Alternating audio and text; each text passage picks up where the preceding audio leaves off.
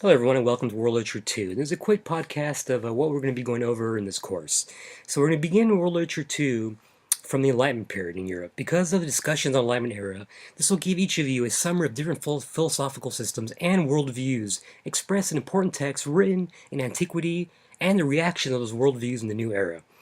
This is an ideal point to start World Literature 2, since students are aware of the scientific revolutions that took place during this time and are familiar with scientists like Galileo and Newton. Moreover, this is a time period of colonial expansion in the Americas. Now, the French and British literature of this time provides a theme of reason versus passion conflict. Molière examines the religious sham. Voltaire strikes the senseless cruelties of the world. Swift lashes at the institutional hypocrisy. The society in this period was a hierarchical and patriarchal society, such as the pre-revolutionary French society and the Stuart England. However, these two societies are different in their treatment of the women. The social life in France was mainly centered on saloons, and these are a gathering of people under the roof of an inspiring host to engage in intellectual as well as literary conversations. Usually women presided over such gatherings. However, in England, the intellectual and political discourse was solely the affair of men. However, the Enlightenment writers saw the role of women as very limited, and this will give you all a chance to look at the portrayal of women characters in the works of Molière and Voltaire's Candide. And we'll wind up the section on Enlightenment with the movie Lady and the Duke, which will give you all a visual understanding of the working of the Enlightenment era. Now, the next section is a comparative study of romantic poems of West and East, especially concentrating on the Urdu poetry and ghazal poems from North India and romantic poems from Britain. Now, in contrast to the rational order and regularity of the Enlightenment era, the Romantic movement in art and literature was irregular, wild, and distant. The spirit of the era is often interpreted as revolutionary. Rousseau's dictum, "Man is born free and is everywhere in chains," popularized the idea of liberty, equality in the minds of Romantic poets. The ghazal poems, on the other hand, are far away from concreteness. Ghazal reflects on man's place in the universe and his relations with the world, with others, with God, and himself. In its classical phase, ghazal never contemplates the experience of love in terms of a specific love relation.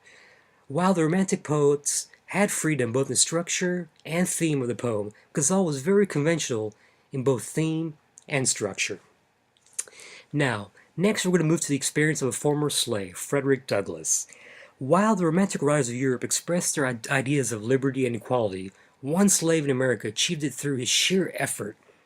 The narrative of the life of Frederick Douglass, an American slave, possessed the value of freedom and the commitment to achieve it.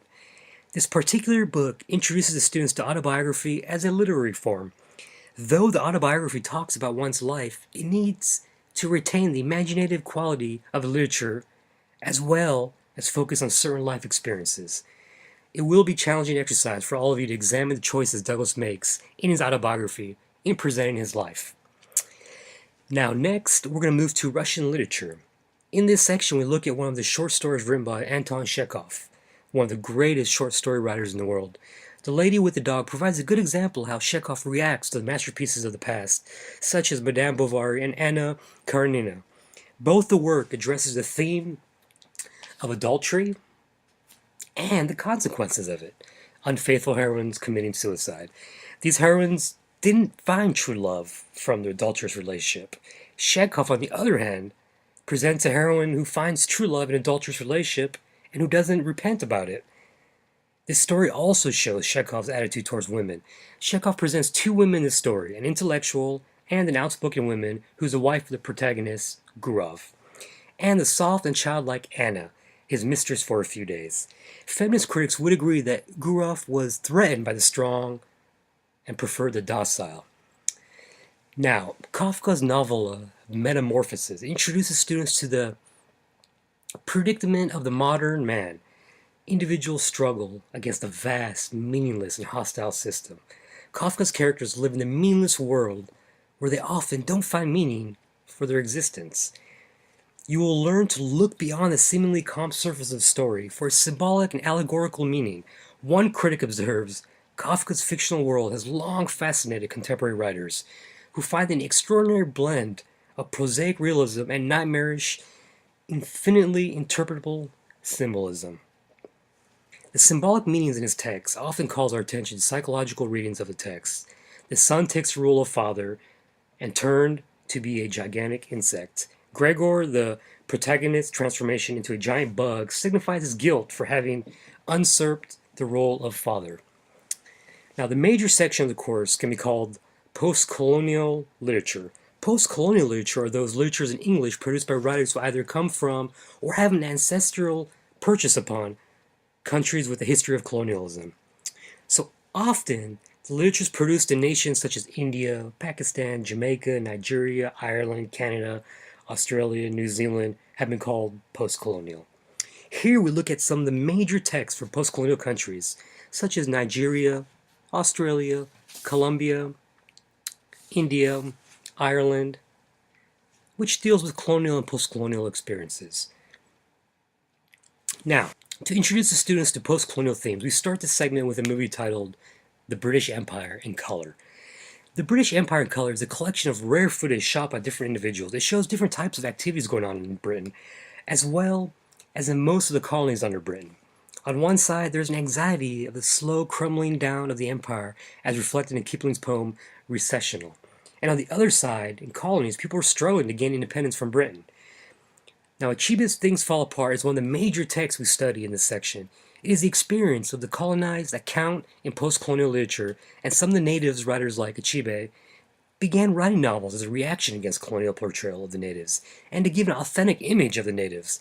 To be more specific, Achebe wrote his first novel, Things Fall Apart, to show the Europeans that the Africans had their own culture, and they are not uncivilized.